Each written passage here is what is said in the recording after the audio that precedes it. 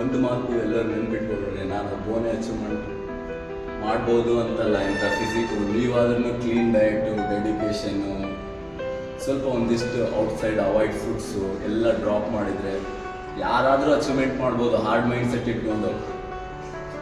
ಯಾಕಂದರೆ ನನಗೆ ಅದು ಇಲ್ಲ ಇದು ಇಲ್ಲ ಅವೆಲ್ಲ ರೀಸನ್ ಕನ್ಸಿಡರ್ ಆಗಲ್ಲ. ಮಾಡಬೇಕು ಅಂತ ಡಿಸೈಡ್ ಆದಮೇಲೆ ಕಂಪಲ್ಸರಿ ಮಾಡಲೇಬೇಕು, ಯಾವ ರೀಸನ್ನೂ ಇರಲ್ಲ.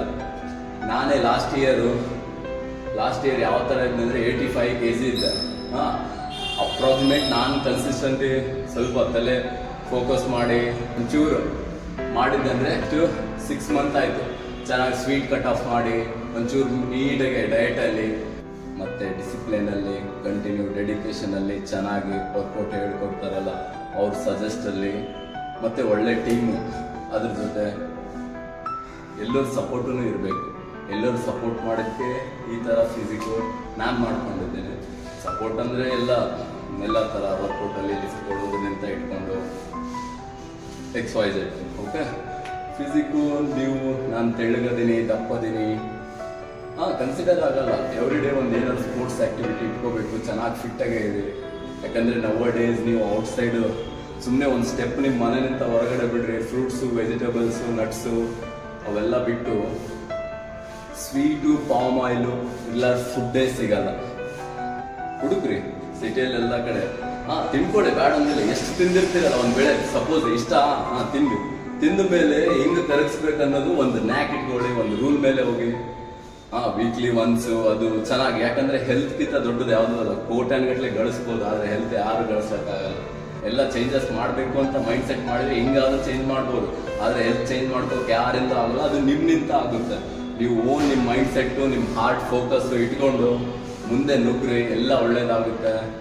ನನಗೂ ಸಪೋರ್ಟ್ ಮಾಡಿ. ನಾನು ICN natural body building competition ಇದೆ. ನಾನು ಯಾಕೆ ನ್ಯಾಚುರಲ್ ಪಾರ್ಟಿಸಿಪೇಟ್ಗೆ ಯಾಕೆ ಜಾಸ್ತಿ ಲೈಕ್ ಮಾಡ್ತೀನಿ ಅಂದರೆ, ನಾನು 99% ನನ್ನ ಕ್ಲೈಂಟ್ಸಿಗೆಲ್ಲ ನಾನು ನ್ಯಾಚುರಲಾಗೆ ಹೇಳ್ಕೊಡೋದು. ಯಾವುದೇ ಏನೇ ಸಜೆಸ್ಟ್ ಮಾಡಿದ್ರು ನ್ಯಾಚುರಲಾಗೆ ನಾನು ಸಜೆಸ್ಟ್ ಮಾಡ್ತೀನಿ.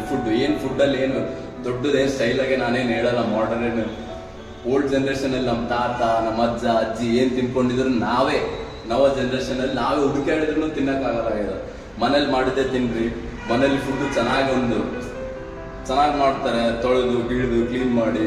ಹೋಟೆಲಲ್ಲಿನೂ ಮಾಡ್ತಾರೆ. ಡಿಪೆಂಡ್ ಅಪಾನ್ ಚಾಯ್ಸ್ ನಿಮ್ದಿರುತ್ತೆ. ಈಗ ನಾನು ಈ ವೇ ಚಾಯ್ಸ್ ಮಾಡ್ತೀನಿ, ಈ ವೇ ಚಾಯ್ಸ್ ಮಾಡ್ತೀನಿ, ಅದು ಡಿಪೆಂಡ್ ಅಪಾನ್ ನಿಮಗೆ. ನ್ಯೂ ಇಯರ್ ಬರ್ತಿದೆ, ರೆಸಲ್ಯೂಷನ್ ತೊಗೊಳ್ಳಿ, ಚೆನ್ನಾಗಿ ಚೇಂಜ್ ಆಗಿ.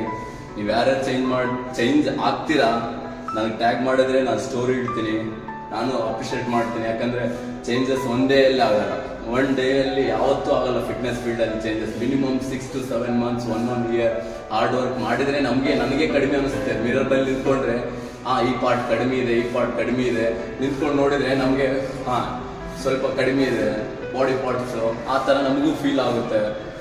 ಡೈಲಿ ನನಗೆ ಇಷ್ಟು ಮಾಡಿದ್ರು ನನಗೆ ಇನ್ನೂ ಕಡಿಮೆ ಇದೆ. ನನ್ನ ಲೆವೆಲ್ ಜೀರೋ, ಇನ್ನೂ ಜೀರೋ. ನಾನು ಇನ್ನೂ 1ಗೆ ಬಂದೇ ಇಲ್ಲ. 1ಗೆ ಯಾವಾಗ ಬರಬೇಕು, ಆ ಮೈಂಡ್ ಸೆಟ್ಟು, ಆ ಲೆವೆಲ್ಲು ನನಗೆ ಬೆಳಿಬೇಕು. ನಾನು ಮಾಡ್ತೀನಿ. ಓಕೆ, ಸಪೋರ್ಟ್ ಮಾಡಿ. ನೀವು ಫಿಟ್ಟಾಗೆ ಇರಿ, ನಿಮ್ಮ ಜೊತೆ ಇರೋರು ಎಲ್ಲ ಸರೌಂಡಿಂಗ್ ಫಿಟ್ನೆಸ್ಸಾಗೆ ಮೇಂಟೈನ್ ಮಾಡ್ಕೊಳ್ಳಿ. ಥ್ಯಾಂಕ್ಸ್. ನಮಸ್ತೆ.